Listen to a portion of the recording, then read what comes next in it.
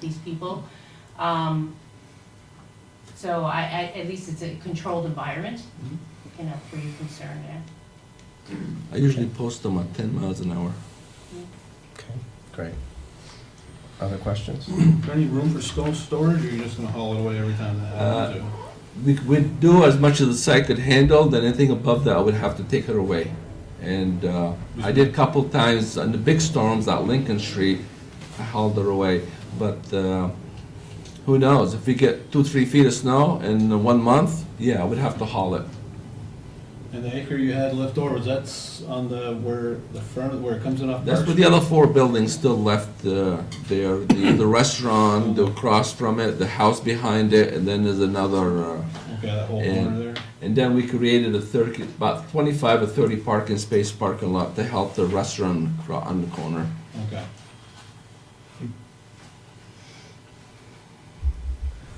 Other questions? Okay, if the planning commission doesn't have any more questions for the applicant, I'd like to give the audience an opportunity to ask questions. Please, before I open it up, limit your comments to a couple minutes so that everybody has a chance, and please direct your questions to the chair or the applicant, not other members of the audience, okay? And please make sure you tell us who you are. Yes. Sorry, great, yes. I'm Janet Wilson at 2 School Street. And this is purely emotional, but I look at this rendering that was done from the School Street site, if you all could look at it, please. First of all, it only was a rendering not from my house, which is behind Park Street School, and it will see a lot of the building, and as well as the DMs who live right next door to me. It seems like a little dishonesty in the rendering, and I feel like I'm being played a little bit here. It's a 4-story building. The house in front of it is 1.5 stories. It doesn't make any sense that that building is the same height as the house. And I'm just very curious about why this is looking that way. It's got to be higher. It's got to be at least even with the roof line of the school. Why are we looking at this and seeing that? Yes. First, we're not deceiving, and we will never try to deceive anybody. I but- feel like I'm being deceived. Well, I'm sorry you feel that way, but on the other hand, the lot slopes gradually down. It drops from where you are to the bottom of my lot is at least probably 12 to 13 feet lower. It looks like 2 stories would be beneath that line. It basically is.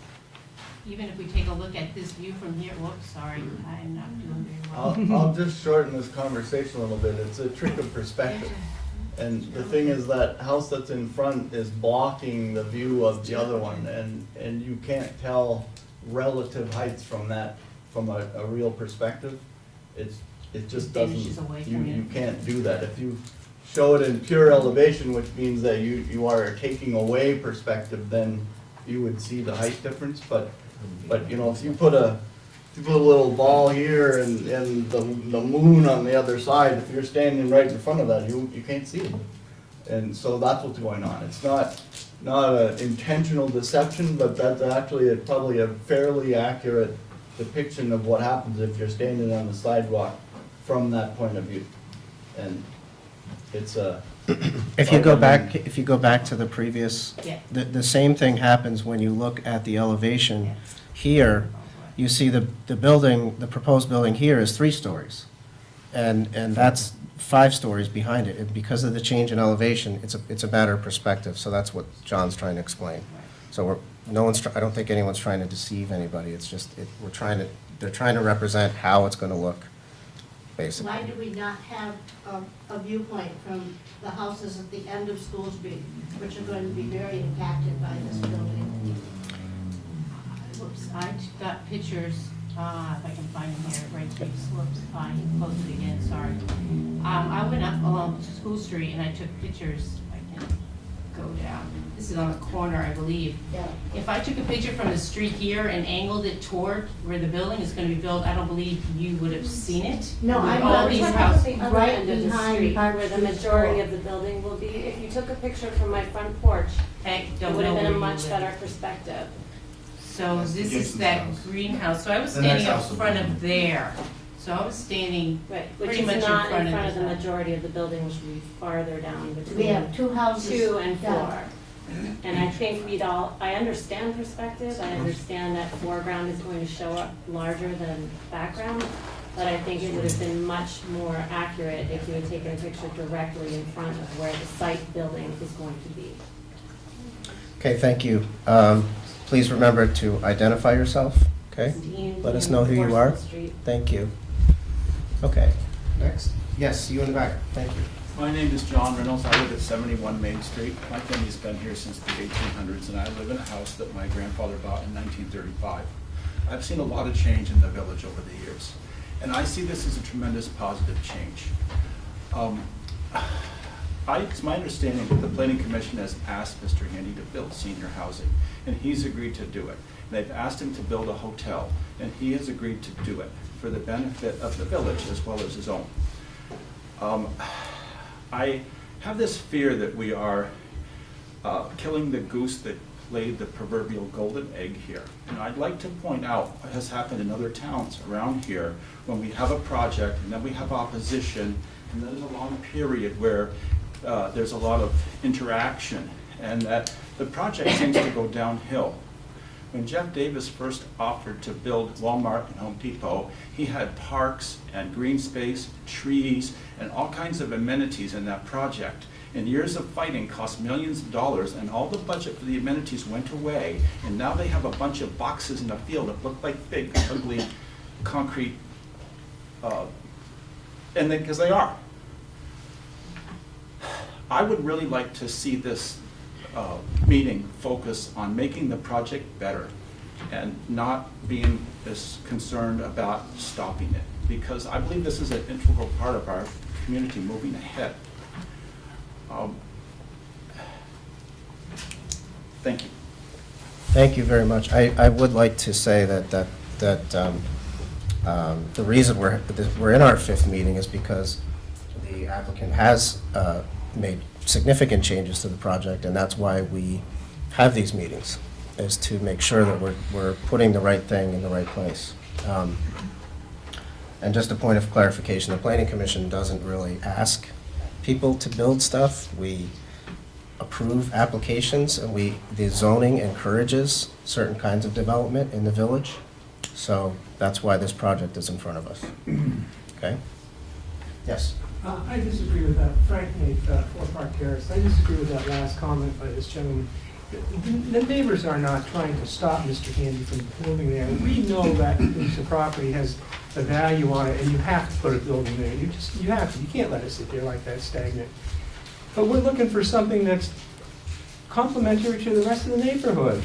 There's a statement in here where it talks about building height should not be more than 10% greater than the adjacent residential neighborhood. I mean, you can't do that on a property like that. You have to have multi-stories. But let's get some good stuff around it, some good greenery, some good colors, some good combinations of materials, which is where that is going now, finally. But, no, maybe I shouldn't be speaking for my neighbors, but we're not sitting here saying, you can't build anything in that because it's my backyard. Well, it's not my backyard.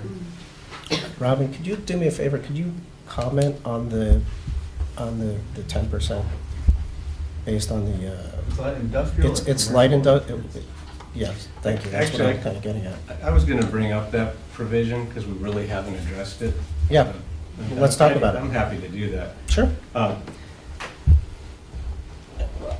mean, our regulations do allow in the VDC buildings, 4 stories tall, up to 58 feet high. We allow 100% coverage, we allow 0 setbacks, but we do have other provisions in the regulations that are designed to promote an appropriate transition from higher intensity development patterns in the village district two lower intensity uses, adjacent residential neighborhoods. And we've talked about one of them, it's that 15-foot buffer between multifamily Right. and single family. But another one that we have, that Mr. Nave just brought up, is actually in our village center district.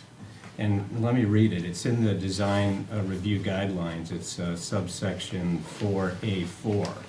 But it says, "The proposed height of structures may be limited to within 10% of the average height of existing adjacent buildings, where necessary to protect the residential character of adjacent residential structures." So, and I will point out that this says that, that the height may be limited as opposed to shall, so it is definitely more of a guideline than a strict requirement. But it is a guideline that was specifically included in the village center district. And as a planning commission, I think we should address that. And if we try to apply what it's saying here, if we assume that Park Street School is 35 feet high and the adjacent residential structures are 25, the average height then is 30 feet, and if we increase that 10%, that gets us to 33 feet. So what this provision is suggesting is that within this area of the village center district, maybe buildings should not be higher than 33 feet. Even though we can allow up to 58 feet, this is suggesting, you know, for an appropriate transition, that maybe in this area, the building should be shorter. So, you know, a question that I keep asking myself, because I am focusing on these, is, you know, is the size, the height, the placement, the design of this building, is it promoting an appropriate transition between the higher intensity development patterns and the adjacent lower intensity ones? That's a really So, good point. It's a very good point. Anybody wants to try and answer that question for me? feel What would free, that look 'cause, like in I'm terms struggling of- with that one. What, Robin, what do you think that would look like in terms of height? I mean, what, 10% of the average of all of the buildings in the area? Well, clearly it's contradictory to the dimensional standards in the village center district. If you start with a new building being that height, then every other building is tied to that height, or within 10% of that height. The village center district goes properly to the front property lines of all the buildings on the east side of School Street. The residential district starts in the middle of School Street or the other side of School Street. This is not a property that is contiguous with a residential district. This property is surrounded by the village center district. But this applies to residential structures within the village center district. And I think the intent of this was, really to protect historic residential structures that are in the village center district. Well, the remainder of the sentence, though, is the height limit shall not apply in predominantly commercial and mixed-use areas. Correct. So then the Shall. question becomes, shall, exactly. Shall. So then the question becomes, I mean, how do you, So really, you have Read those residential two. along one side, and you have mixed use and commercial along the other three. right, So it's a weighting, you know, you have to balance this. This whole project, I went all the way back through the comprehensive plan. I went to see what the real goal was for this district, why it's special, what we're trying to promote, and it continues to talk about that balance between existing neighborhoods, existing building stock, and what the village sees as its future. And the village center is right at the hub of the whole thing. I mean, it is a transition district. And it's asking us to say, here's the future, how do we get there, and what's an appropriate transition? And that's been the crux of this whole discussion. Right. And so if you look at all of the things that the village center district is promoting, which include, and I wrote a lot of them down here. John, that's a Yeah. good discussion, but I'd like to All right. get back We'll to let these you folks, guys and then keep we can going. talk about, that's good Fair for enough. closed session. Sorry. Okay. Yes, go ahead. Hi, here's Connolly, Essex, right? So, this project is literally in my backyard, as many of you know. And, I've been going through the code myself, and I'm a little unclear of what this building qualifies as and what the district is. Is it multifamily? Is it commercial? Is it, I don't know how it qualifies. And, there's different requirements based on, like a PUD in one category has this requirement and then another requirements. I tried to search, I downloaded the whole thing, merged the PDFs, searched for terms like senior, elderly, and I really didn't find much that applies to this situation. So I guess I'm really just, it helped me understand it a little bit better if I kind of knew, okay, this is multifamily, this is commercial, this is mixed use. Can someone answer that, please? The village center is, the purpose is to provide a compact center with a mix of commercial, governmental, residential, so it's a mixed-use district, and it's encouraged to have infill development and, basically develop a compact commercial center. It's the heart of the village, basically. A higher density Yes. development Yep. pattern. But what is this building classified as? It's not. It's obviously not a multifamily single residential family. in a way, but as an apartment building, it's technically classified as a commercial structure. So it's tricky. It Correct. supports residences, but because it's more than 2 or 3 of them, it's a commercial building. Correct. It's an apartment. So when building. I read through, I need to consider the handy project as a commercial property. Essentially, yes. Okay. Yep. Um, Yes, go ahead. Yep. My name's Mary, I'm Cascade Court. Of course, I'm trying to get my parents a place to live, which is getting to be really difficult at this point. That building's on Park Street. Next to it is residential homes, right? Historical residential homes. How high is that building? It's 4 stories in the front and 5 in the back. Correct. So is it higher than 43 feet? If I'm not mistaken, it's mixed use too. Is there? Aren't there mixed use? Yep. Yep. Yes, you're correct. Well, so my concern is the seniors again. Right now, I will give you my life story here. Yesterday, I got a phone call, and there's 2 of us taking care of my parents, my sister and I. Got a phone call, my sister's husband is done. So now it's me. They're out in Jericho. We've been trying to find them affordable living. This has been postponed. My mother's getting dementia, and they have to have a certain amount of money to move. And now we're looking at putting them, unfortunately, into a assisted living that is for lower income families. They both will have to have separate bedrooms. They won't be able to be together. And it's devastating me that I can't put them down the street from me where I can care for them and not have to do this to them for their few years left to live. Thank you.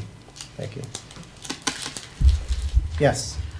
I have a comment and 2 questions. So I want to thank you, Mr. Wyeth, if I'm saying your name right, and John also. The conundrum for us is neighbors, many of whom live in houses in the historical district, houses that are well over 100, 120, or 30 or 40 years old.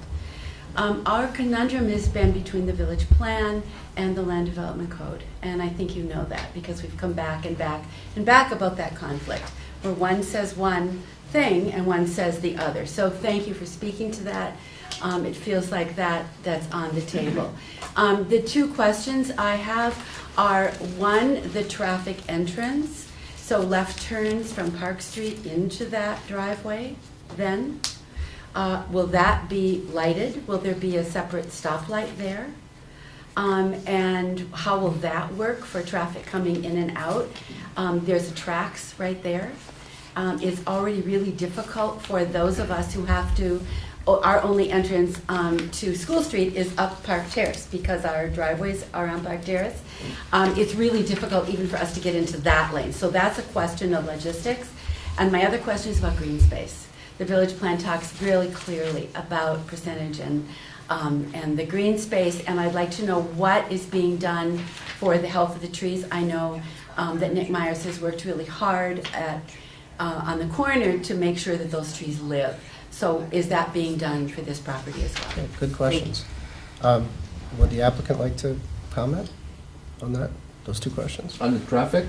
Traffic and the trees and, you know, the health of the landscaping. As far as the traffic, I read in a staff note, my engineer indicated it'd be about 4.3 cars in the peak time. Was very minimal, as low as it could be for seniors. So it doesn't change the traffic level. The cars would be exiting on the school properties side. I don't know if that street has a name or not. It does? No. It doesn't, okay. That's where the exiting would be. The entrance is, they could enter from Park Terrace or from Park Street. Depends which way they were coming into this property. So the level of service is very low.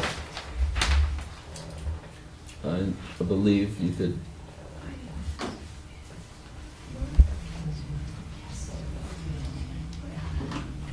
You want me to point on the map, or you all set?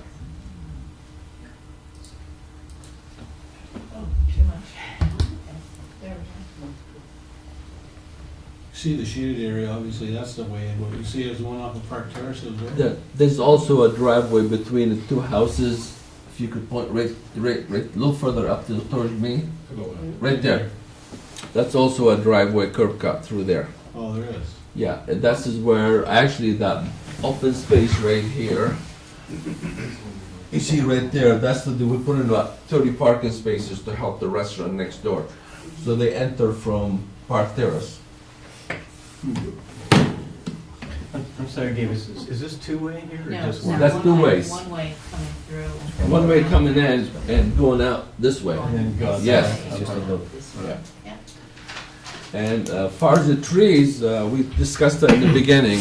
We added 6 more 16-foot trees to help reduce the mass of the building. All this brush you see right here, I mean, that exists right now. We didn't touch this, but we will be taking all that out. This is all. And all the trees on the back of the property, they are on my side. I went there with the surveyor, and you've been there, John. You saw the pin in the ground? Yeah. There's only one tree on Mrs. Conley's property, and it grows into right there. You can see it, that crooked one. It grows like this. It's only like 4 feet of it on her property. The rest of it is over my side. It just grows crooked. And the rest of those trees are on Mr. Neff property. They're all dead, and look, you see right there, you can see them. I mean, this is trash. They call trees and privacy. This is no trees or privacy. This is garbage. And I wouldn't want that in my backyard. There was So- more privacy before you. Easy, easy. One person at a time, let the applicant, you know, state his case. And I wanted to make a point that the original lot coverage, I know green space would be tight as it is, but was the original lot coverage 85%? It was originally 85, we reduced it to 73. 73, That's right. okay. And so I do want to work with both neighbors to clean up this dead trees and Put some that. better And stuff in there. I'm hoping they would give me the opportunity to sit with them. And And I'd like to just comment too, that in order to get that fence in there, it will have to be cleaned up. I mean, these trees that are bending over and have fallen over and all that. You're talking about the privacy fence? the privacy, Yeah, yes. in Yeah, order to okay. get that in there, the hedgerow needs to be cleaned out. Okay, thank you And for I your would- comments. Prior to Sorry. any construction, I'm sorry, Dave, I Yeah, would sorry. put the fence up first. Gotcha. Before I do anything. Gotcha. That would be the first thing I would put down. And if the neighbors still want the 8-foot fence, let them go. I know you're saying no.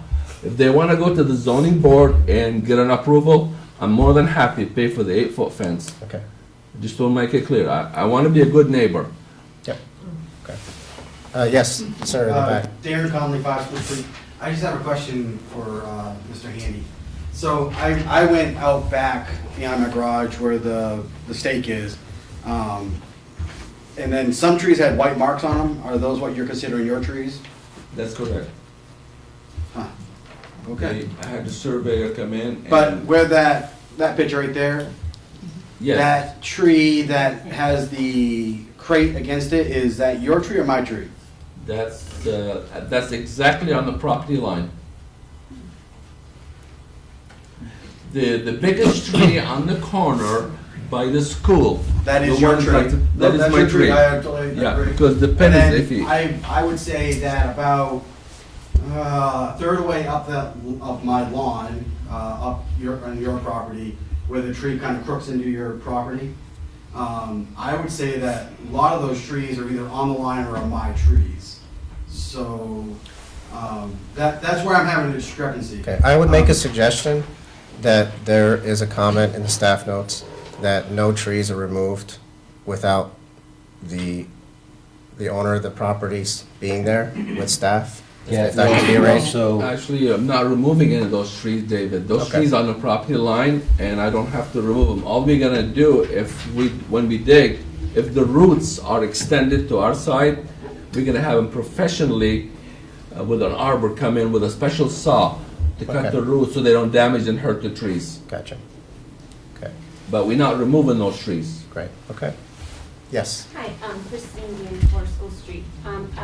My question goes back to the parking entrance, driveway into the parking lot. I'm just wondering what kind of measures will be taken to ensure that that stays one way off of Park Terrace and not having cars enter onto Park Terrace. Since the new building, Park Terrace is becoming harder to get up and down, and I can say as a resident of School Street, the one-way signs at the top of Park Terrace are most often ignored, creating a pretty dangerous situation of cars flying down Park Terrace. So if we have people coming out of that driveway as well, and the narrow entrance onto Park Street from Park Terrace makes it difficult to go up it. So just wondering if there's going to be any measures to really ensure that people are not going up to School Street to try to avoid going around 5 corners, because it could become a more dangerous situation. And I understand if you're leaving and you want to go to Pearl Street, that's the shortest way. good question. Okay, would you like to? I don't know if I could answer that. It is a good question. Let John answer it. So that's, Enforcement thing. yeah, I mean, I'm It's not gonna a be- If you policeman. want to break into the law, there should be a, Put a speed bump there or something. Sounds like Colby Cops to me. Yeah. Speed table or whatever. it's gonna be marked the way it has to be marked, and the point is that if it becomes an issue, then yeah, it's an enforcement issue. Definitely is an issue. You can put up a sign pointing out what the fine is for breaking the rule. They're up. Yep. Yep. Yes, sir. Frank Hank at 4 Park Terrace. Just a parking question. There's obviously a lack of it around that corner with McGillicuddy's being so popular a place, that Gabe has added 30, 40 parking spaces on the other side.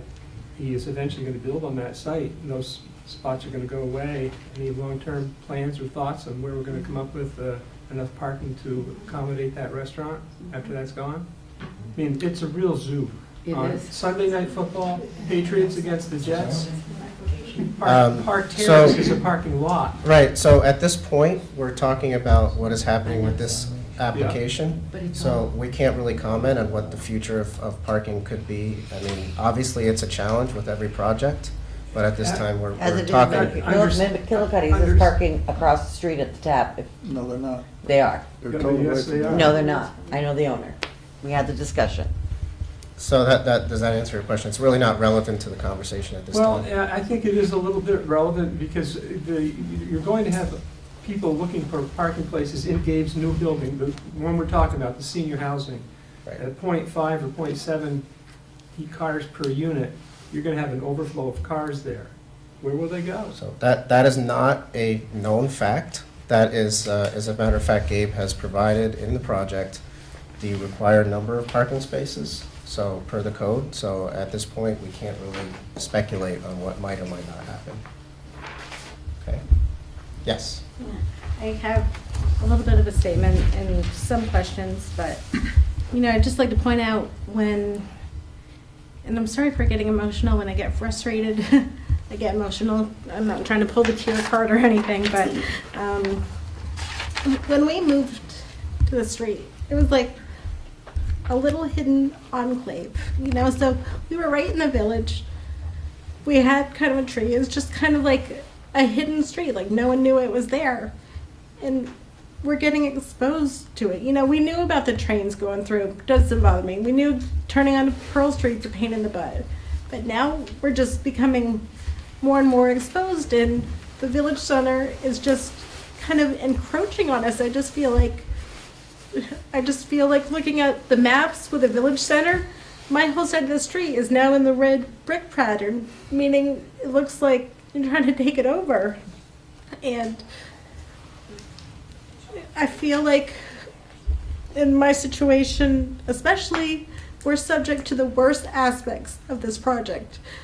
No privacy. An 8-foot fence and hedges isn't going to cover 4 stories of elderly people, looking down at my family playing outside. That's 6-foot fence and hedge isn't going to give me any more privacy from those elevations.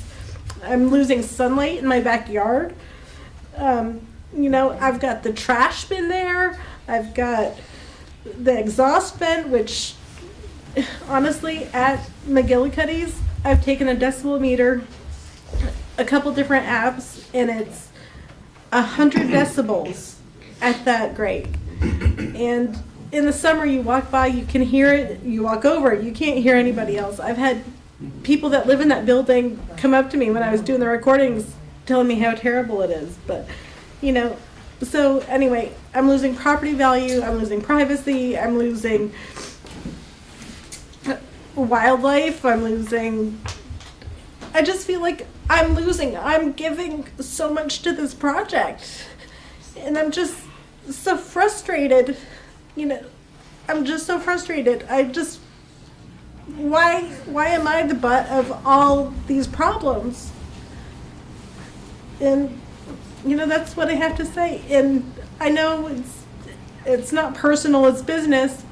But for me, it's personal, and it's my home, and it's where we chose to live. And it's changing to something that it wasn't when we moved there.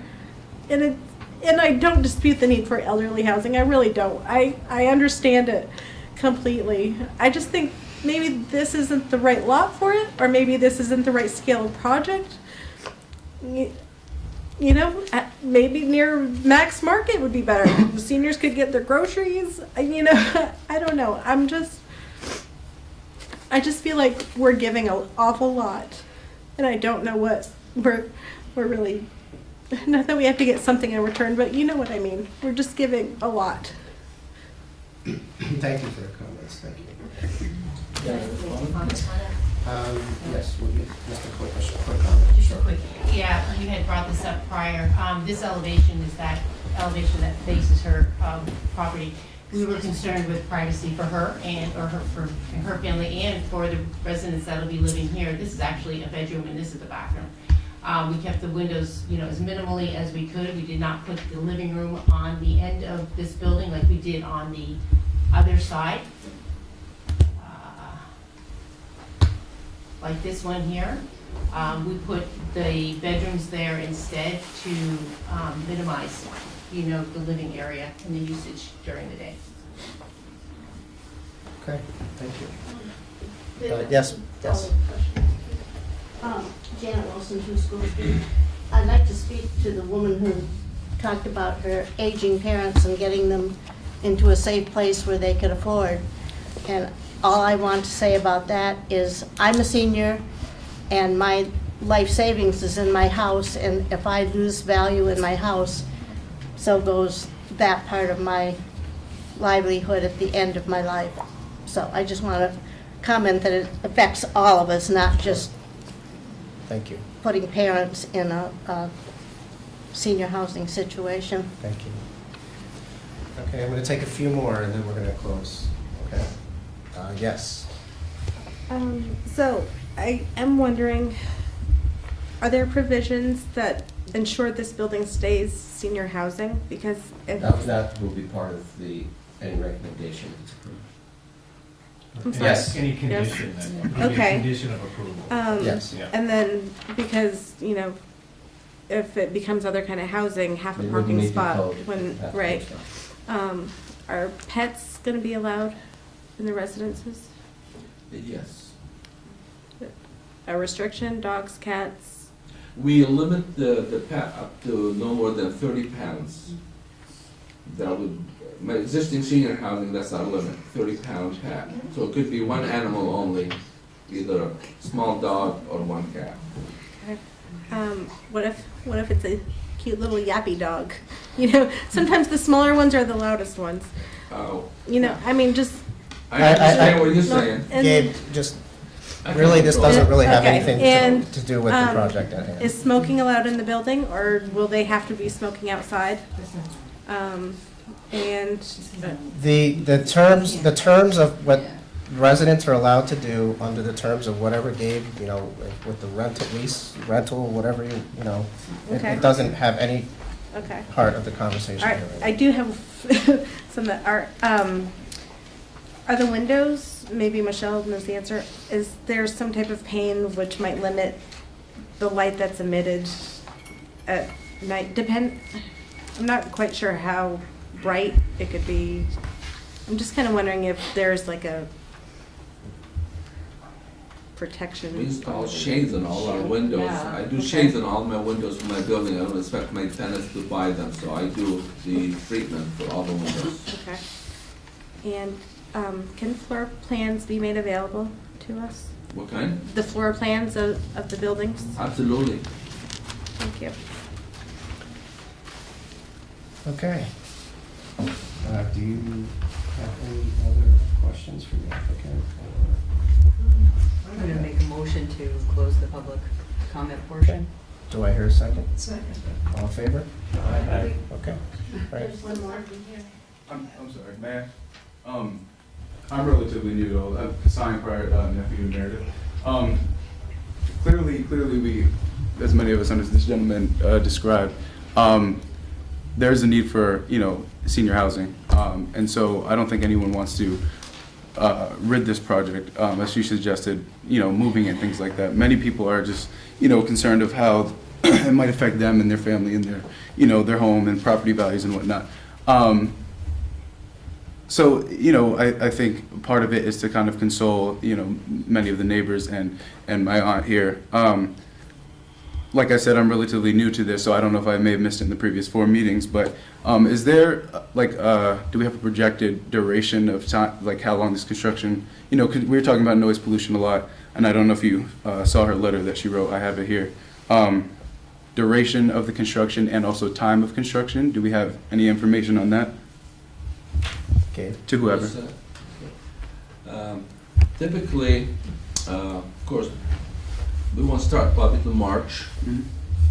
And I was gonna go one step further. I didn't say it earlier, but I was gonna have this building prefabbed and brought the site into sections and put up with a crane. So instead of pounding nails for 60 days, I probably could have the building up in 30 days being prefabbed. And then we would do the work finish the work on the inside, all the interior walls and so that's what I was gonna do, but I wasn't gonna commit myself to that point. But I have done it in 3 other buildings, and one of them is on Lincoln Street. I built that 4 years ago, and that's how we did it, pre-section. And, so March, we're kind of looking at a timeline of somewhere around 60 days. I it'd know be- you're not committing to any, but that's an estimate. Average 6 months. Oh, that's, okay. And just about I actually live in Autumn Pond Way over here, which is a very new construction, and there's still construction going on. And I know we have certain protection, to go from after 7 a.m. until, a certain time of night. Do you have any information on? That's correct. The working time usually from 7, they quit around 3:30. Okay. Thank you. That's all I have. Thank you, good questions.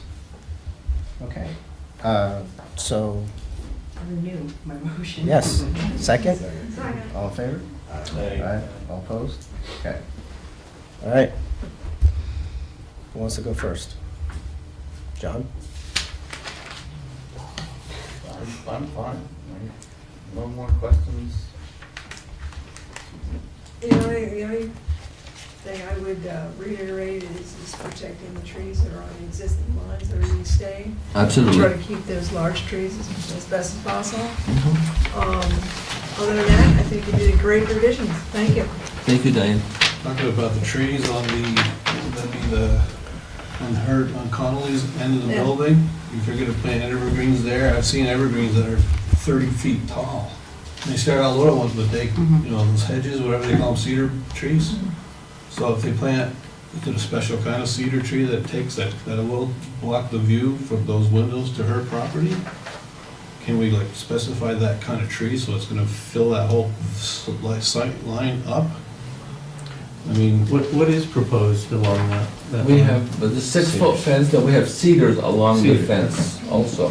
You got the cedars. Along with the honey locust trees, is that what you suggested? Along with 16-foot honey locust trees. I know I've seen those trees and they're just huge, and I mean, that would seem to me that would block out that view for those people to still have their privacy on that issue.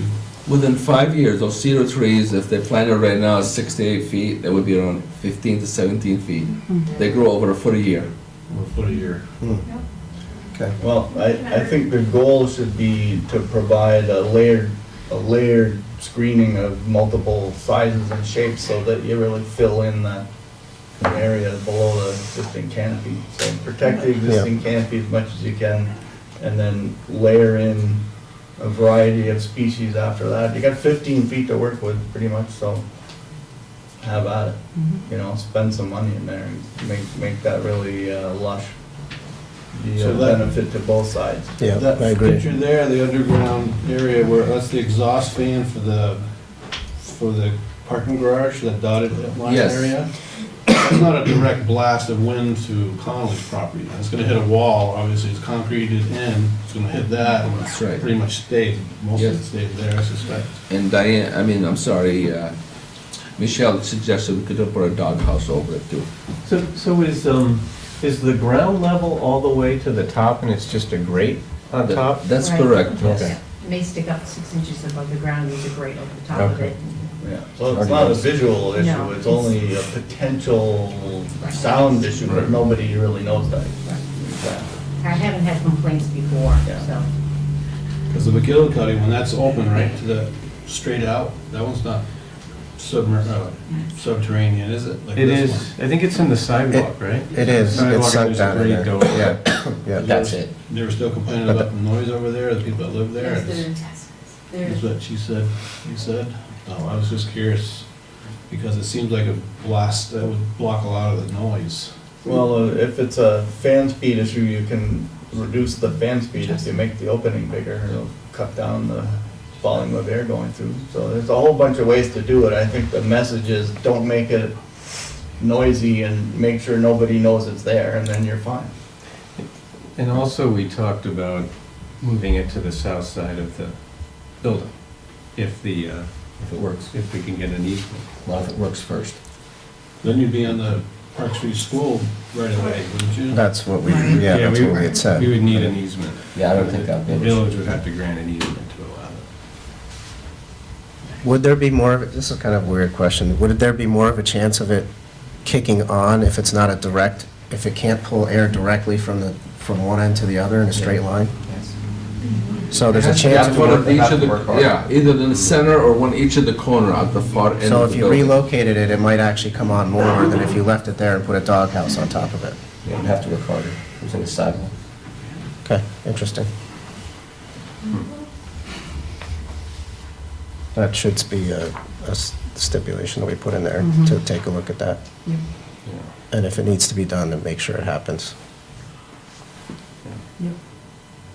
I mean, I would suggest if it can be moved to the south side, but not come on more often.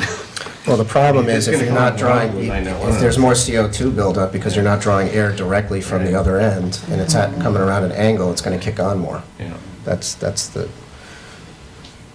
downside. So perhaps we can, if this is going to get approved, perhaps a condition to that effect would be Definitely. included that would allow staff to Yeah. work with the architect and the HVAC person. If it doesn't reduce the efficiency. Yeah. Yeah, that and then the buffering at the end of the building needs to be in there. What else? Anybody wanna tackle the 10%? Well, I think that was negated if you read the next couple sentences. Well, the last sentence of that provision says that, where is it? Okay. Height limit. Yeah, the height limit shall not apply in predominantly commercial and mixed-use areas. Which is the village Which center is the district. definition of the village center. Right. But this is in the village center district. Right. That's correct, that's correct. So why was this provision included? I mean, I don't think any of us were here when this first Well, got. it's properties on the scene between the commercial energy along Park Street and the residential backyards on School Street. So Right. they're all in the village center, but this particular property happens to sit on a fault line really. So, I think you have to be sensitive to why they wrote it, but you have to measure, on the balance of it. That's why I went back and looked at all the rest of the things that seem that this project does very well, that the village center district also asked for. Density, et cetera. Then it So- also, sorry. So that's why I'm really pushing the buffering and the screening and the protections that we can afford to the residential properties, because that's a big thing. Yeah, I That's agree. a big thing, I agree. but when you measure what the village center is looking to the future to provide, it's all the things that this project delivers. And so in balance, I think that wins. And then, in the simplest sense, the last sentence says shall, the first one says may. I agree. I think this is a perfectly fine project for most of the village center. I just struggle with it if it's appropriate for this particular spot in the village center district. Because of these types of provisions. Right. I ran through some other concepts, like what if this west end of it was only 3 stories? Would it matter? What if it was only 2 stories? Would it matter? Would it make that much of a difference to the overall project feel? The fact that it's 16 feet shorter than it could be And I is a pretty big It would deal. comply with this provision, with this specific. Well, how do you know that for sure? Do you know what the 10% is? Well, I think it gets you up to 33 feet. If we. You'd have to do the assume that Park calculations and Street find is, out. Yeah. Right. So a 2-story probably would fit with that, maybe even a 3-story. What adjacent buildings, though? Would you include this building? Well, That's an adjacent building. At this point in time, you'd have to consider this building. Exactly, Okay, so because let's it's take the part- difference it's in a height. building. You're right where you are now. And if you It would says the extend- height of existing adjacent buildings. Correct. You consider this adjacent? This? It's on the lot next to it.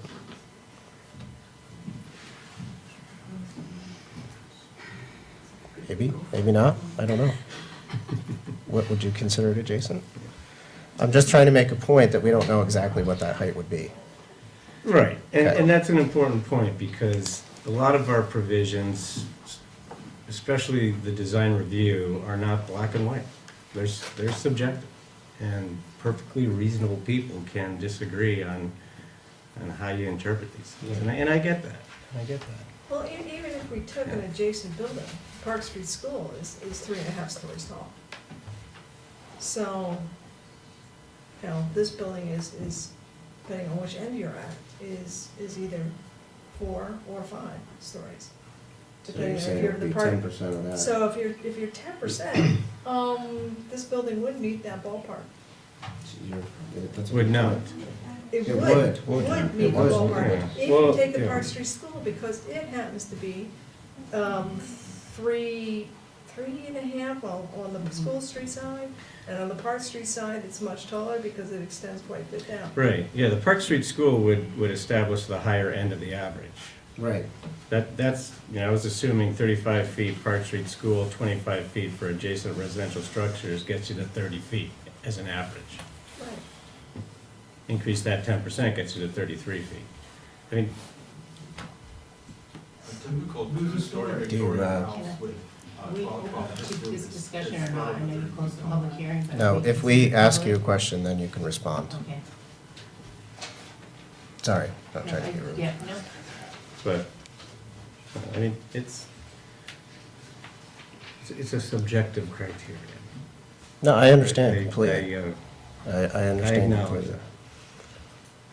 Okay, what else do we have?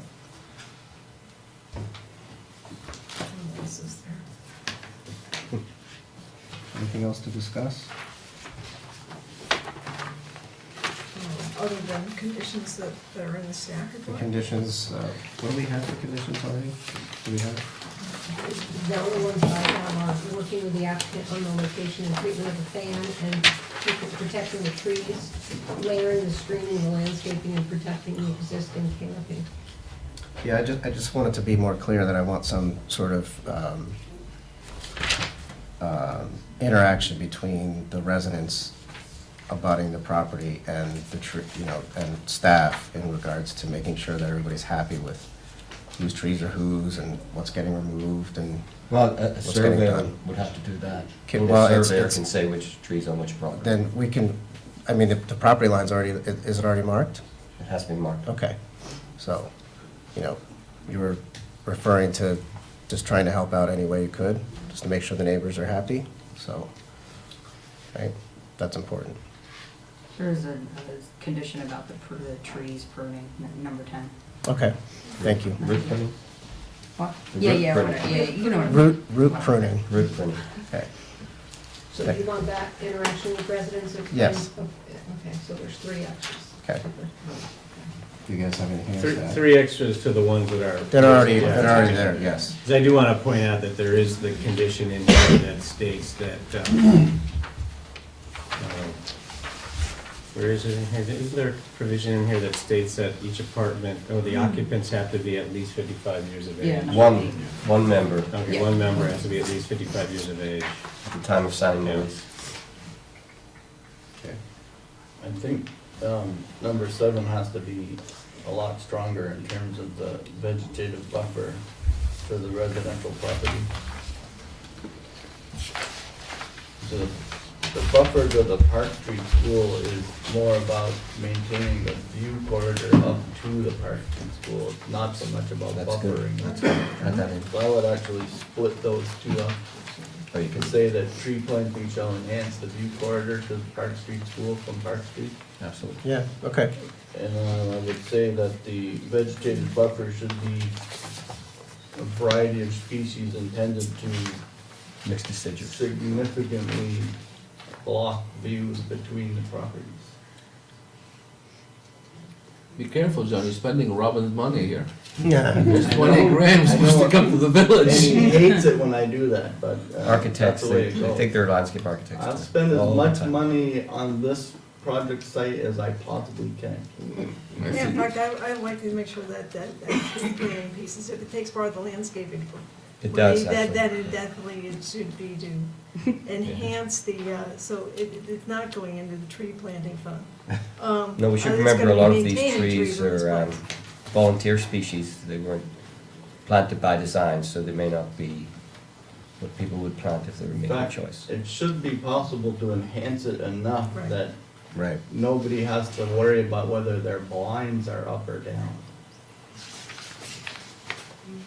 It's in the budget, I mean, the I money's know, there. That's why I'm saying. Yeah, the it's money is in the there. budget, Just need to so make sure it gets spent the right let's way. Put it where we want it. right? Exactly, And I have that's no where we want problem with that. it. Yeah. Did I see a provision for bike racks? Because Yes, we have bike They're racks. back racks, Yeah. they're already, Yeah. yeah. Yeah. Okay. Those are the second ones, those. Anything else? I have a comment, but it's not particularly to this issue. So there's so many people that come forward wanting to change things. How would they go about changing some of these rules? I mean, we do this every 5 years, we go through the LDC and change things, but nobody shows up. I mean, it's all warned and nobody comes. And when it's done, everybody's mad. Are you gonna comment on his So, comments? we need a That's my- procedure for them to come in here and say, you know, actually change something so it works that they like. Sure. That's a really good point that you bring up. Maybe we should. I mean, a lot of them are here, some of them are happy, some aren't, but most of them aren't, I Right. gather. And so what would their recourse, or what can they do to change the future of these rules if they want? You go to the trustees gotta change it, I mean, what?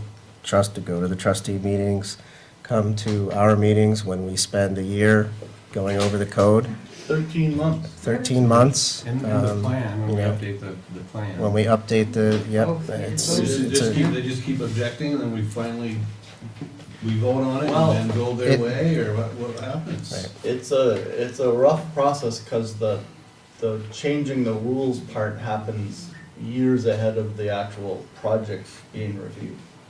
And it's hard to stay with it, it really is. But that's how it works. But they can put it on their calendar that in 2021, they can come here and have a lovely chat, because it's probably when the LDC will be up for review again. Right, so then, Unless the trustees want to do it ahead of time and do a whole process again, which of course will take a year. But hey, if it's a betterment for the village, then okay. So they can come and ask the trustees to start the process again if they want. that's a good point, actually. They can do So that. They can do that. The next plan change opportunity is actually gonna be the comprehensive plan, which sets the tone and the rules for the land development code. Correct. And the trustees are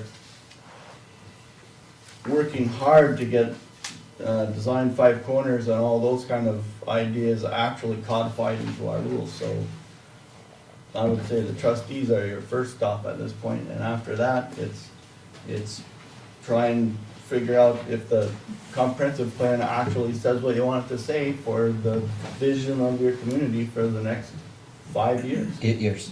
8 years. 8 years. 8 years. 8 years.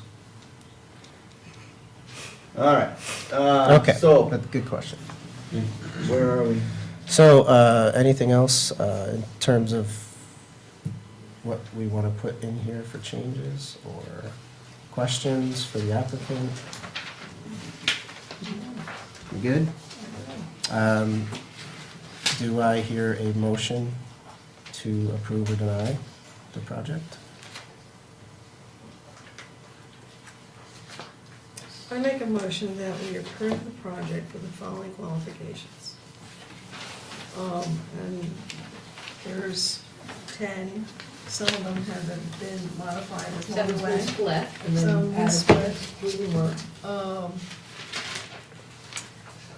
Do I need to read all those, or are we good? You- Except for the ones for tonight, right? You're okay with the other ones? Yeah, I've got them.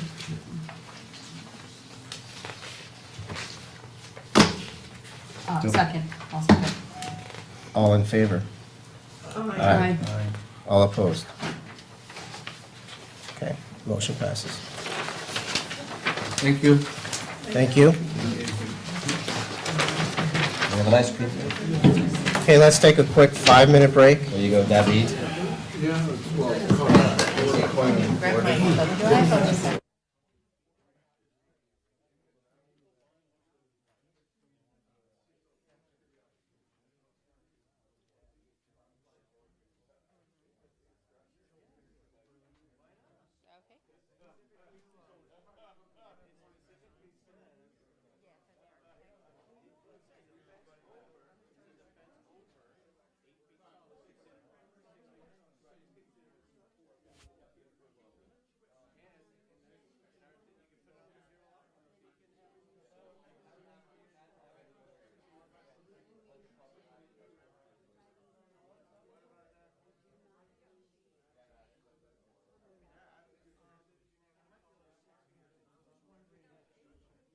identify it, and then you can see it.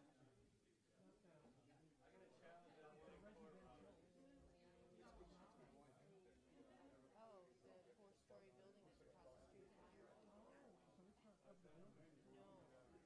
where is it, right there? Yeah, my point was, we've got four-story buildings, five-story buildings around this neighborhood.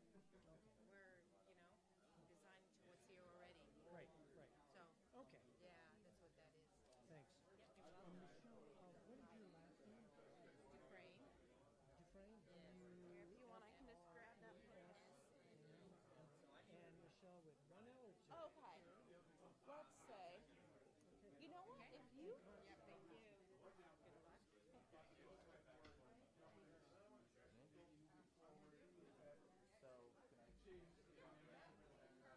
Good luck. So, Excuse me.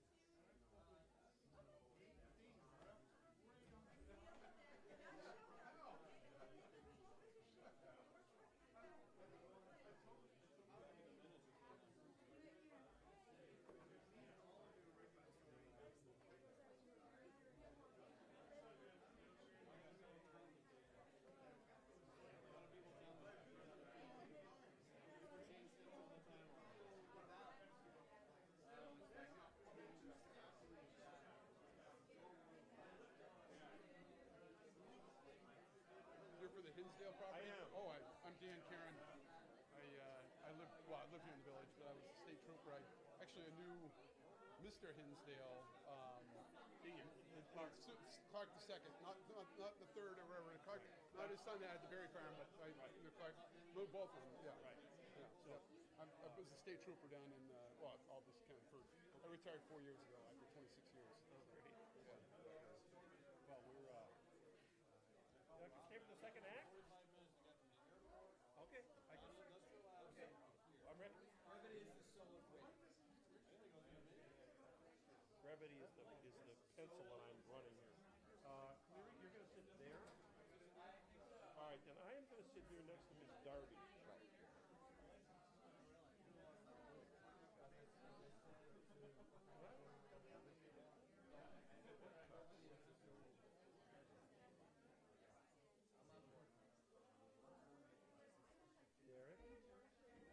Derek, Mr. Derek, I'm going to propose that you park yourself right there next to Mr. Cleary somehow. Michael, why don't you come up here and sit next to me? We'll do the best we can.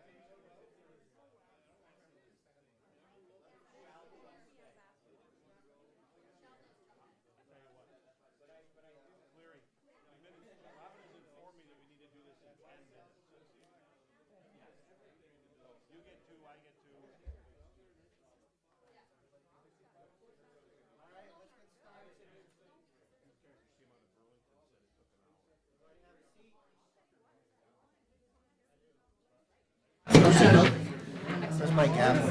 Which one?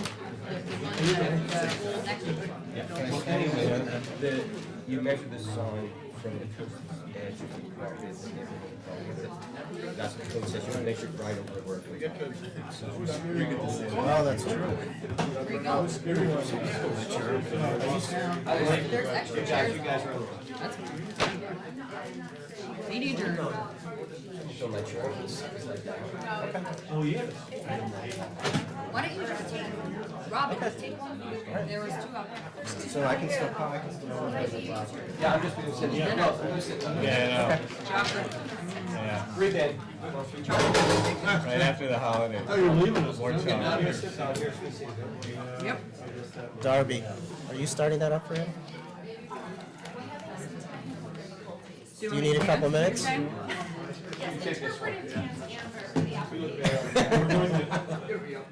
David, we had discussed that if things would bad. Don't get down again. We had discussed that we would sing Bridge Over Troubled Water. That's-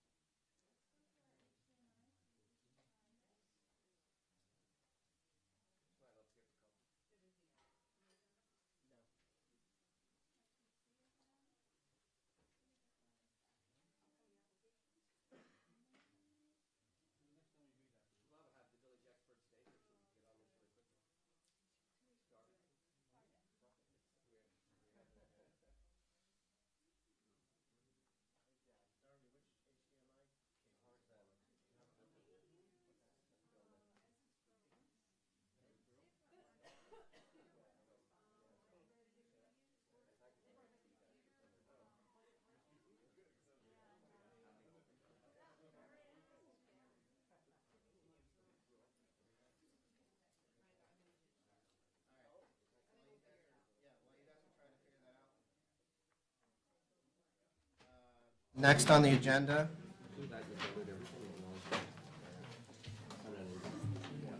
is the, excuse me, anybody who is not participating, if you want to have a conversation, move it out to the hallway, please.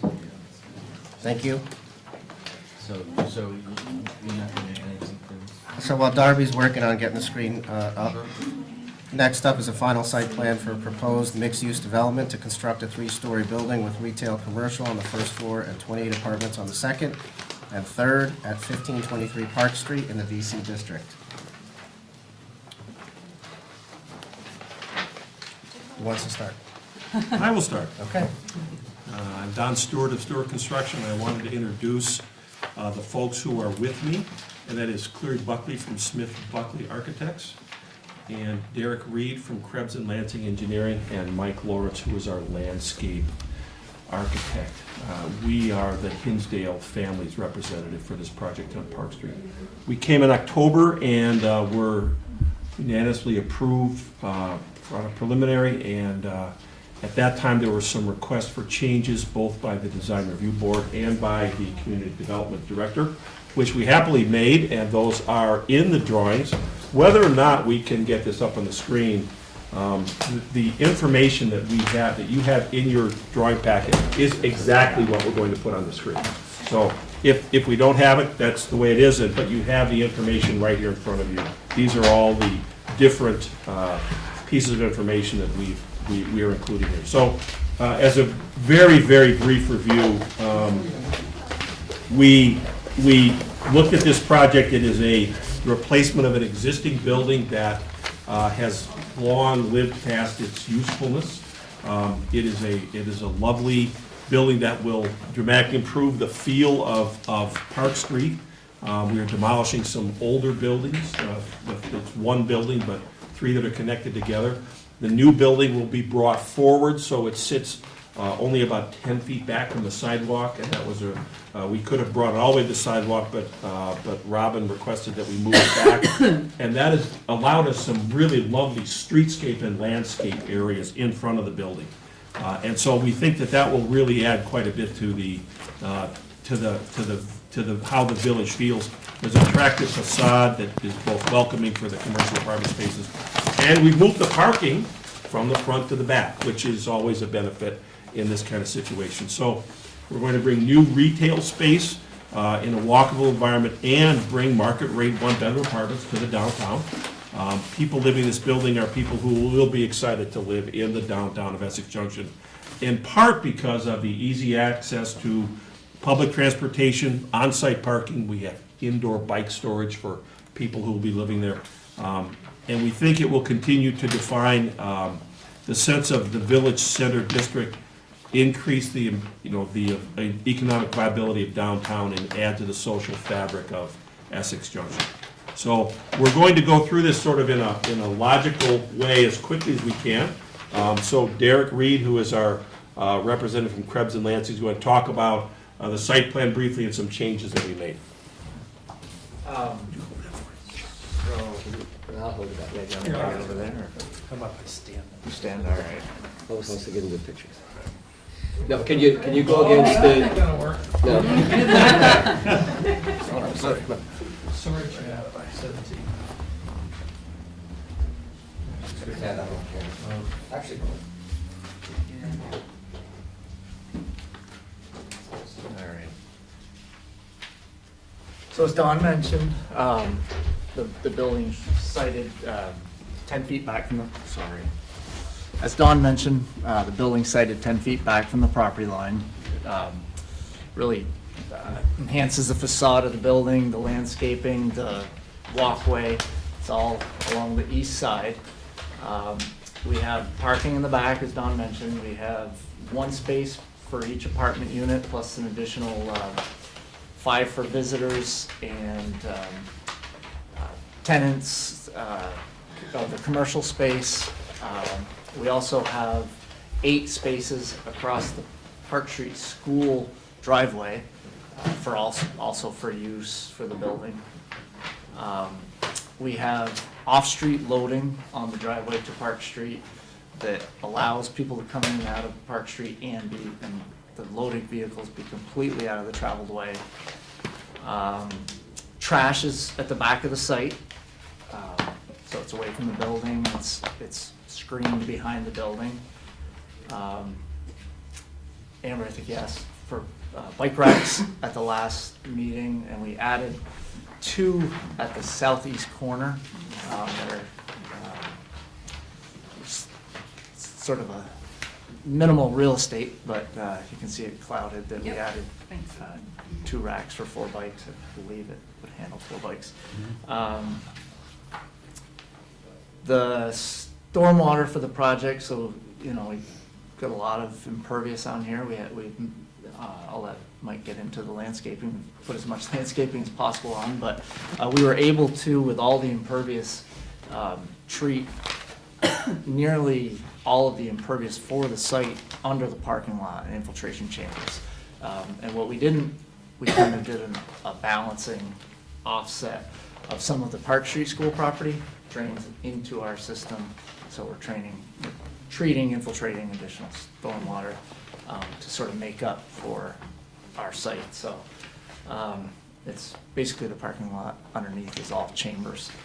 The water and sewer is municipal all along in Park Street. So that's the civil site. And go to landscaping. Okay. There was I'm Mike Lawrence, and there were several comments.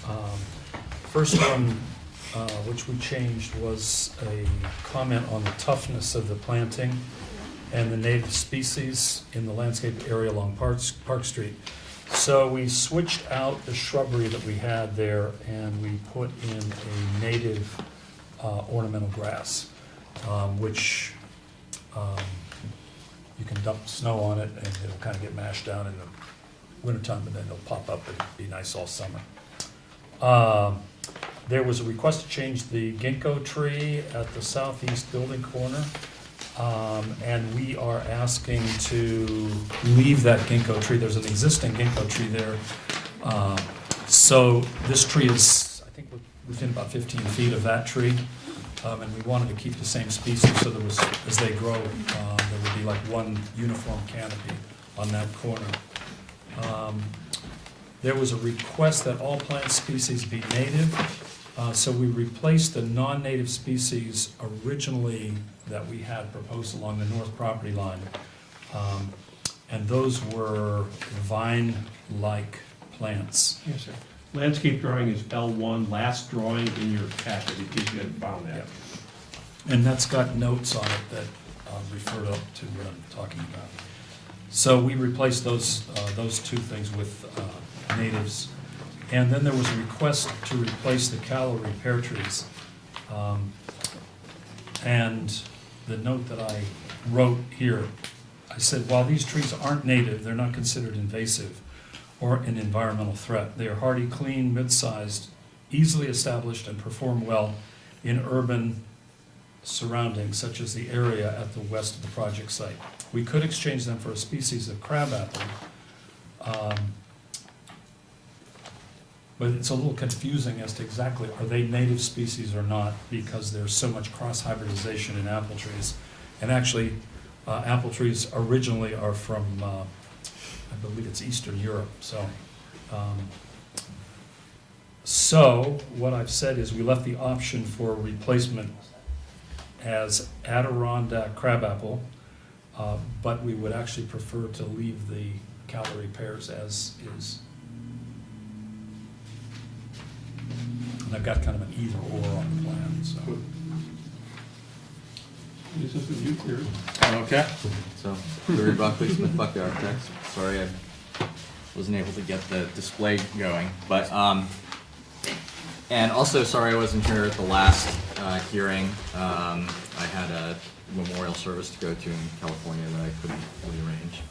But I think you've seen the drawings, and the main architectural comment that we got last time was a request to look at the area over the entrance on the front. Derek's putting up the drawing. So where it says sign, where the metal panel comes from the top and sort of creates a strip at the right-hand entrance. The fenestration above that entrance was a little bit unresolved. That was resulting from some of the apartment layouts on the inside. Since the last time we were here, we've looked at the layout and were able to rearrange some of the internal layouts so that we can get two windows, as you see there, that we think are more consistent with the expression of the rest of the building. There were some minor changes to side elevations and the egress stair that's in the back of the building, but this was the item that was the main thing that we were asked to look at.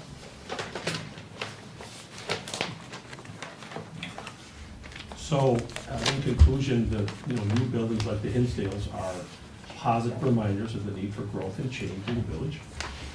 Change can be disruptive or uncomfortable for a moment, but it can also yield significant, long-lasting benefits. And I think the DRB really holds many of the keys to the changes that are going to come in Essex Junction, and that approving this project will be a great vote for our future.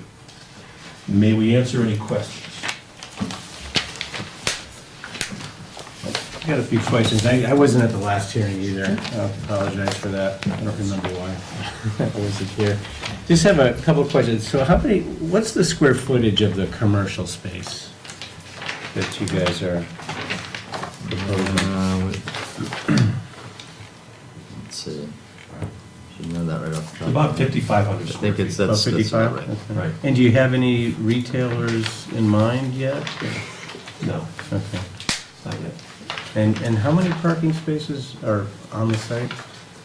I thought I counted 33, but then I saw a reference to 34. Is it There's 33. 33, on- okay. On the site. There is. Plus the 8?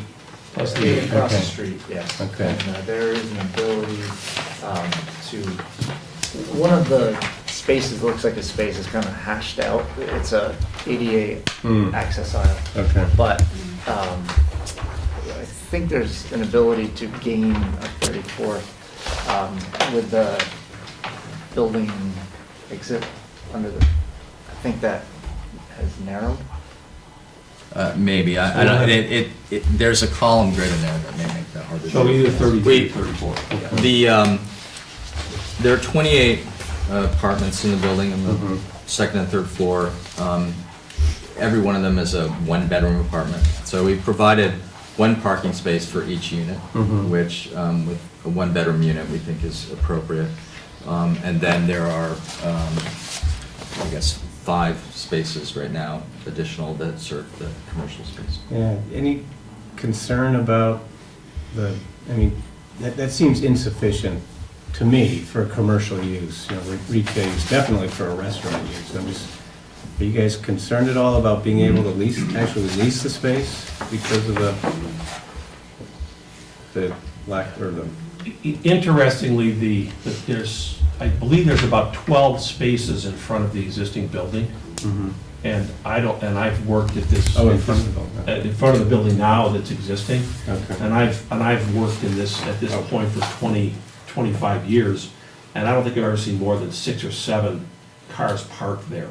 And we had the Mediterranean restaurant, we had the pizza place, and then we had the cell phone users. So it's not a lot of spaces, but they are there, the 5 plus the 8, so really there's 13 that are designed to deal with people coming and going out of the building who don't live there. And there's street parking right there. And there's, Okay. yeah, I think there's about, I think we counted within 200 yards, there's around 25 or 30 pieces, locations of street parking. Okay. It's actually, Yeah. Joe, Oh, okay, just to yeah. point, it's referenced in here that Right. it's 2.5 spaces short of code. Yeah, I know. I mean, I know our code is only 2.5 spaces per 1,000, but I think that's low in reality for what most grade A retailers I think require. there's also an agreement with the village for currently, okay, and I would assume they would continue on, that they can use the parking lot at the end of school, of Park Street School. I mean, that also has. Yes. been Yeah, there, that'll be okay, and that's why it was additional, yeah. paved, Yeah. okay, so that instead of parking in the mud, that you could park in. That's a real really life. good point. Mhm. So, you know, they have ready access, and I believe there is an agreement, unless this is being nullified, to be able to use those spaces that are at the tail end of the parking lot there. So, even though it's missing, 2 spaces, 3.5 spaces, it sounds like it's ready, available. The only concern is that they can't overnight park in the School Street parking lot.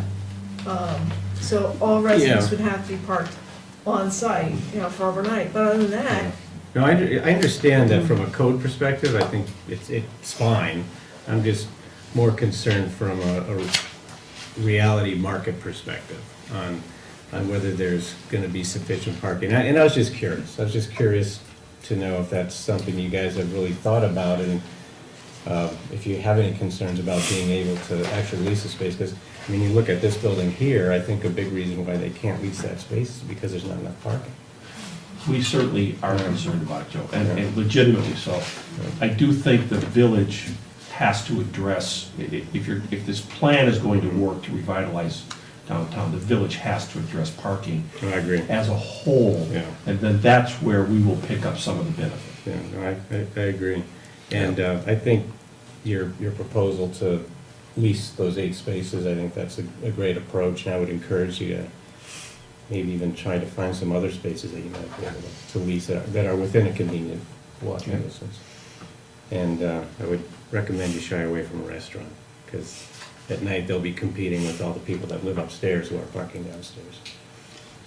To that point, Yeah. during the day, non-restaurant, commercial uses and apartments often are sympathetic in terms of parking demand. Okay.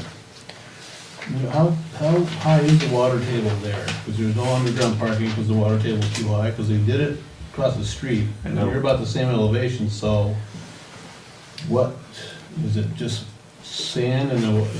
It's really free draining sand, and on the west side of the site, it's only about 5 feet.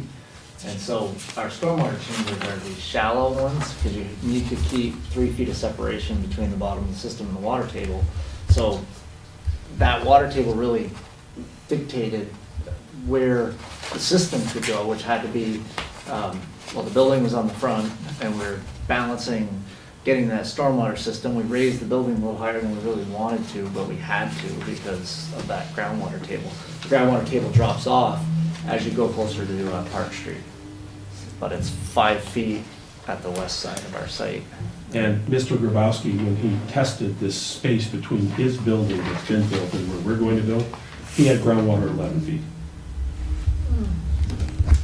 It's just, but we had groundwater, I mean, it was just like you could, we drilled down 5 feet and we were in full water.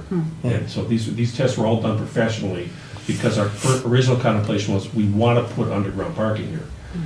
You just can't. If you to keep the water out, you end up making a big bathtub. It becomes buoyant, so you have to pour enough concrete to weight it down, even though it's surrounded by water. So it becomes this very counterproductive group of things you have to do to try to make parking. And that's when we went back to the parking and we set the building up higher in the back so that we could park underneath. And that's where we gathered the rest of the parking spaces.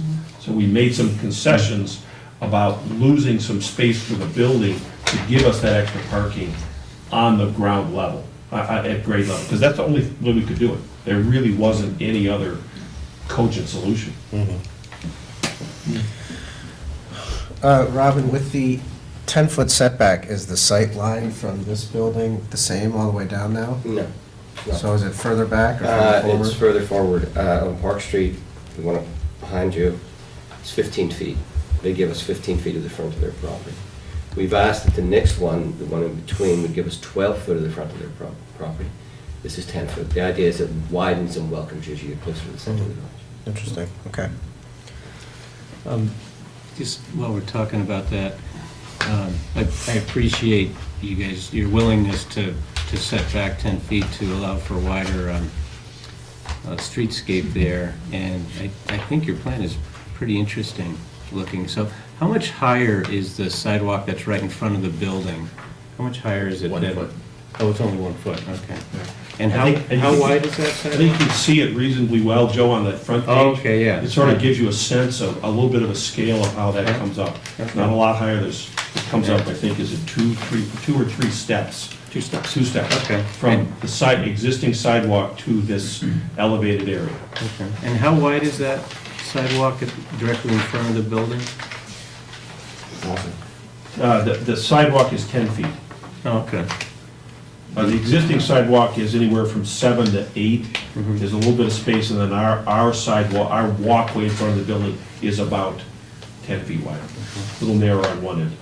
And do you anticipate that being wide enough to like have tables out there or displays of some sort? It's tight, Joe. It'd be nice to have 11 feet, but 10, 11 feet. Okay. But yes, you could have some small, like 2 top tables or some displays. You'll note that there are garage-type doors, 3 of them Oh, yeah. on the elevation as well. That, kinda cool. so when the weather's nice, Yeah. whatever the use is inside, it can be opened up and draw people in. I think, John, you made a comment last time about the landscaping in front, about it. Is that, They addressed it already. was that, what- okay, all right. That was about. Okay. I want to see the grass come up the next spring. It's that grass. Native Never grass. dies. I'm trying to figure out what that is, but I got a picture. Is that stuff that grows like 5 feet high? Green grass. Little tufts on it. Oh, yeah. Nice. Yeah, that's that. It's called Carl Forrester, I think it was. Yeah. Yeah, that'll work. Should we pass that around? Sure. Have to have And I'm not reading my landscaping plan as closely as I should, but the back,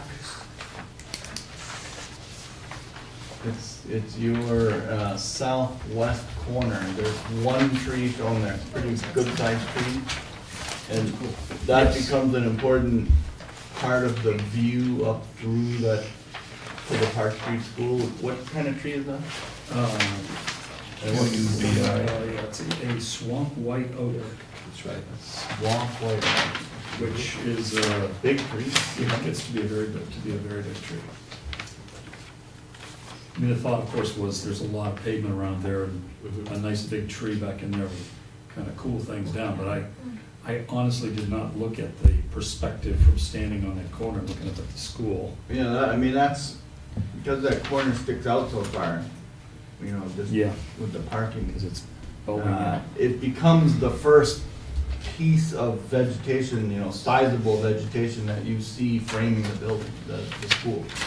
So we're pretty interested in, you know, we have the other project behind yours that also spent a lot of time trying to maintain that view corridor, because that's been categorized as fairly important aspect of that historic property. And so to the extent that your tree selection on that corner is part of that view corridor and that important, you know, sight line, we just want to make sure it all ties together. Now we're working with 2 parcels and, you know, 3 parcels really.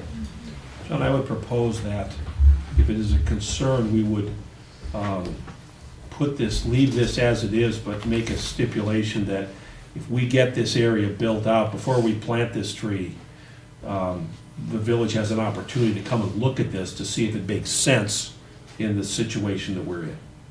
Yeah, and I leave it to Mike's expertise to make sure that the tree is appropriate. We can work with Robin maybe, but you know, I like that idea, you know, let's see how that geometry really plays out, and then maybe the tree selection or the, you know, Something more upright possibly. like a swamp oak, you know. Oh, you have to There's a look lot at- of oaks out there, I'm not sure I can remember what a swamp oak looks like, so. I'm not sure what the species is, but it looks like there's a fairly large tree sitting on that corner at the moment. Right. Yeah, we, I think your, where your piece is gonna end up is farther down, right? I think that there's some really interesting things going on. You try and look at where those curb cuts were placed along the side of that driveway in anticipation of all these projects, and maybe that works out, but I think the trees on your parcel are closer to Park Street. It's important that it looks right, so we're happy to do whatever needs to be done here. Is that, are you responsible for pruning the tree as the time goes on, or is that just the owner's The owner responsibility? will be responsible for pruning the trees. Owners, not the village, but the owner will. Yeah, correct, it's on private property, yeah. Any other questions? Can I address a couple of comments? Sure. I'm happy if you go to the game camp. I'm a happy man now. But it was me that brought up the thing about the calorie pillars. My first experience of them was streetscapes in Philadelphia. They seemed to branch too low, and they were brittle and they broke a lot. Mm-hmm. But if you're comfortable with what your selection, where they are, that's fine by me too. Okay, thank you. Okay. I had another comment, it's relative to signage. So it's hard to see in the rendering because the colors are similar, but in what appear to be gigantic letters, to me it says Hinsdale Properties. Is that a proposed sign? Is the building really gonna be identified as the Hinsdale Property building? Yes. Is that a thing? Can we do that? Can they do that? There's no sign limitation, there's no, I mean, it's. Well, there will be controls on it, but with the length of the building and so on. I mean, it is their building.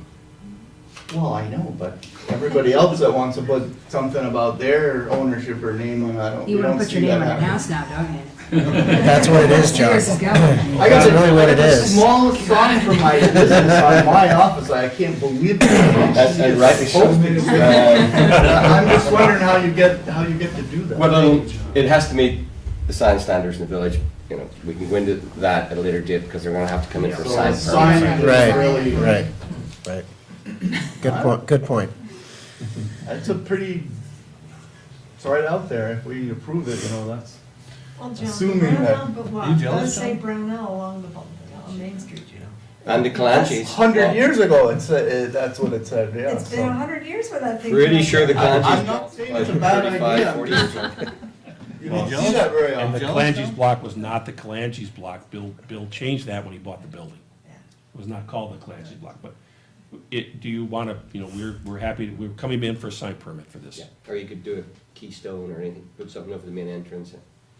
Well, Something that I'm marks it, guessing you know, in the Hinsdale history's nice. You know, they're, there'll be The- signs at the businesses that's part of, you know, usually you just put the thing there that, and it says sign, right? So, okay, whatever business it is, that's where their sign goes, but the Hinsdale properties, you know, building branding is significant, you know. we're proud of this project. I'm clear on that. I don't know that. I am proud of it, but, Plus, the it doesn't say owners Trump, are too. so. Doesn't say Trump. All right, so any more questions for the applicants from the planning commission, from the PC? Actually, I just had a, so where are you proposing that the sign will go for the other doorway? I imagine that it would probably go in more of a vertical orientation on the brick on either side. Okay. Okay. Without an identified tenant, I can't say for sure. Okay, so is there anybody in the audience that would like to ask a question? Yes. Ken and I in School Street, I'm gonna ask a similar question to the other building, and that is the installation of the trees. There's been a lot of appropriate attention given to the native species, which I didn't hear in the last conversation, but at any rate, I'm very glad to hear that here. I just know there was a great deal of effort put in, the Mila family put into making sure those trees were going to live, the ones that did get put in. It's lovely to have them on a picture, but when the trees need some kind of special infrastructure in order to be able to survive. Thank you. Would you like to comment on that? Or? I was involved a little bit in the Mylot project, and I think that was partially a reaction to the loss of the big linden trees that came down. Yep. I think that was a sort of a super heroic effort because of all the pavement that's there. And in this case, those trees are going to have larger areas of natural draining soil around them. So I don't think that that kind of, underground kind of subterranean structure that holds topsoil and everything is necessary. I think there's enough topsoil and subsoil that those trees can get their roots in Sure. right off the bat. Yeah. There's certainly enough water too, right? Yeah. Great. Anybody else have a question? Yes. Correct me for Park Terrace. I'd just like to ask the engineering side of your team to really search for parking spaces. This is a discussion that you guys heard earlier in the evening. It's really an issue in that surrounding area. Thank you. Thank you. Any other comments, questions? Okay. All right. Anybody have anything else for the applicant? Okay. Do I hear a motion to close the public portion of the meeting? So moved. Second? Second. All in favor? Aye. All right. Okay.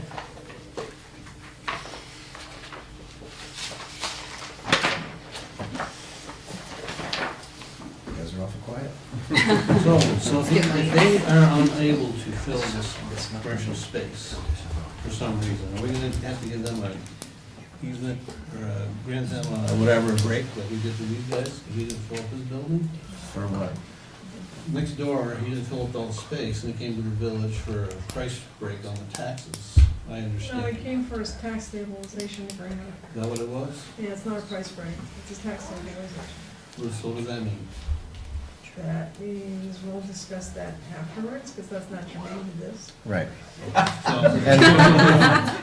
just don't know. So the other, there is another comment that I want to make. When we talk about, you know, if the project fits within, for example, this project, if it fits within the VC district and it meets the requirements, you know, this basically does, and it's a good project.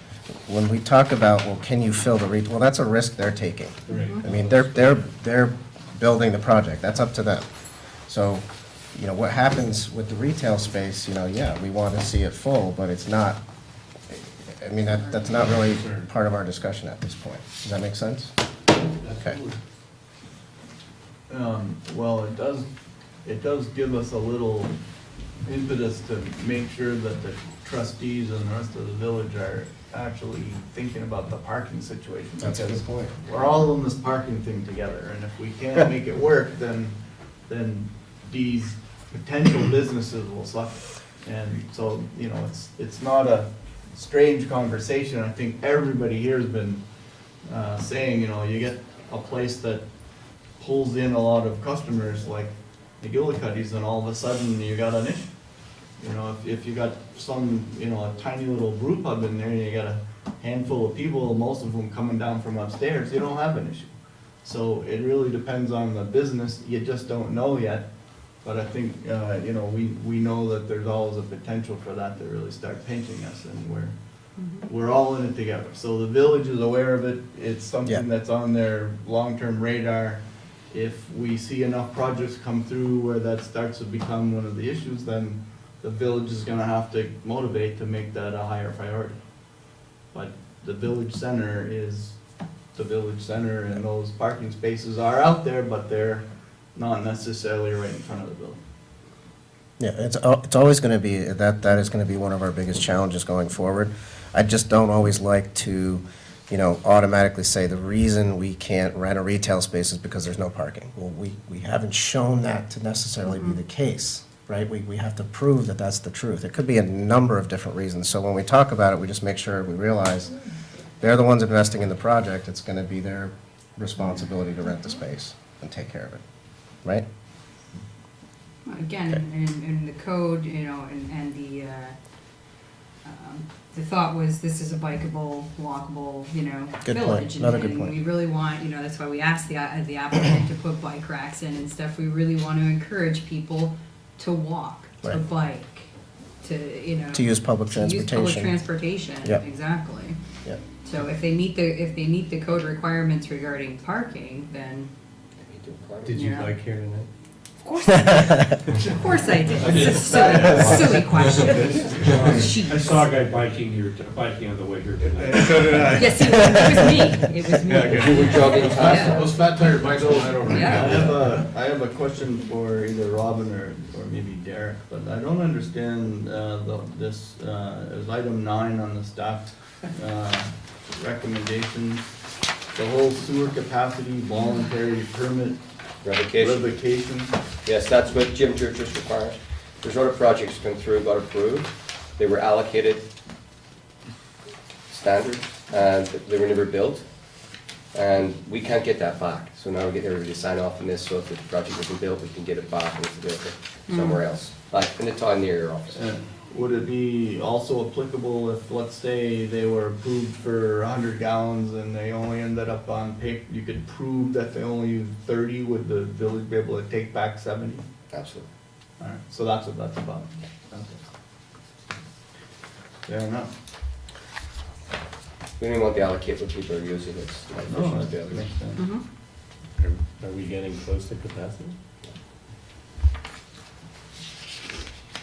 Once White and Burke get in here, they'll be building those houses. I have a question for you guys.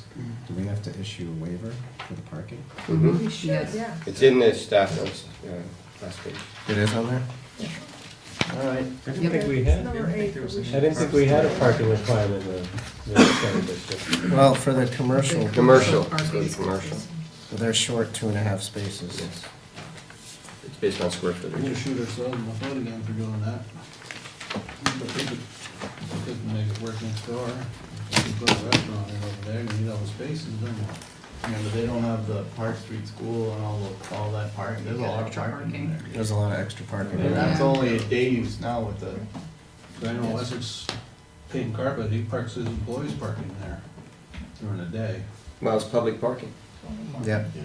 The very first sentence of the parking section says, due to the unique characteristics of the district, no minimum parking requirements are established. However, the planning commission may require parking as part of any site plan approval, so it's, I don't think we have to grant a waiver. I think we would just have to make it clear if we're gonna require. But if you go further into it and look at the parking section, it says how many parking spaces are required Yeah. for square footage for retail, commercial, and that's where. Right, that's if we well, choose. but I would that's say if we- that's a general thing, and that this chapter supersedes that. Yeah. I would agree with Joe. I have an answer for the employees parking there, because all the village has to do is say, okay, it's only 2-hour parking or something like that. And then that problem goes away, it becomes Essex Paint and Carpet's problem to figure out where to park their employees. So if the village wants more municipal parking, they kind of have it all. I mean, I don't think we need to grant a waiver, but if you'd feel more comfortable with us. Well, that including was, in- you know, Yeah. that was the thought of the public works superintendent. I mean, there's 7 department heads comment on this. And they asked That we don't need to? No, they said that they would like us to. That's, okay.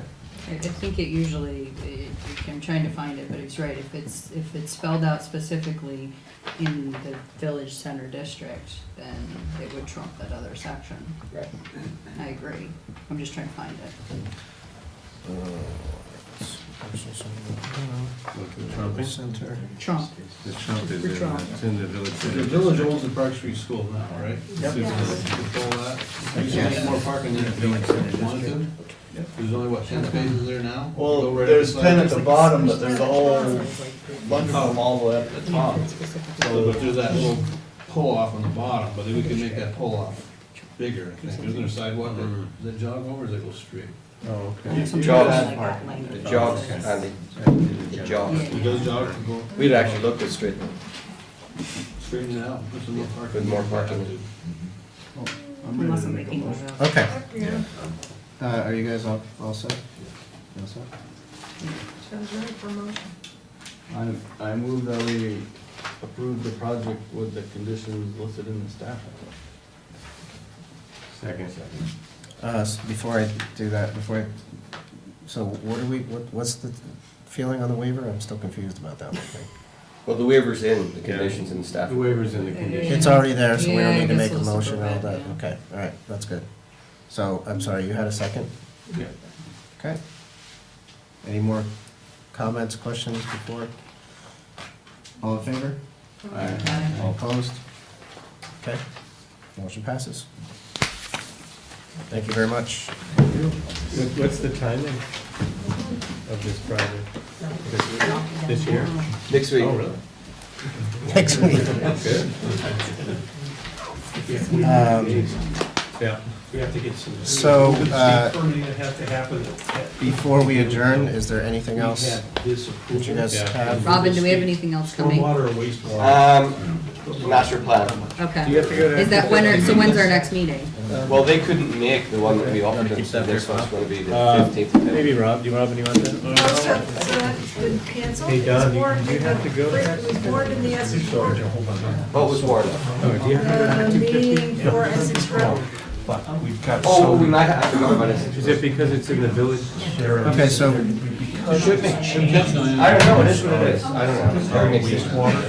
okay, so anything else besides what Robin just said? How many people are coming to this? Yeah, minor. No, we can close the meeting before we talk about that. We go to the bathroom. Do I hear a motion to close the meeting? Motion to adjourn. There you go. All in favor? Thank you. Good job, everyone. Let's go see what the, Thank you. case on. Evidently, we don't know. I have no idea. This is the first I'm hearing. Thank you, sure. Sure, thank you. Thank you. Was that better? Thank you too.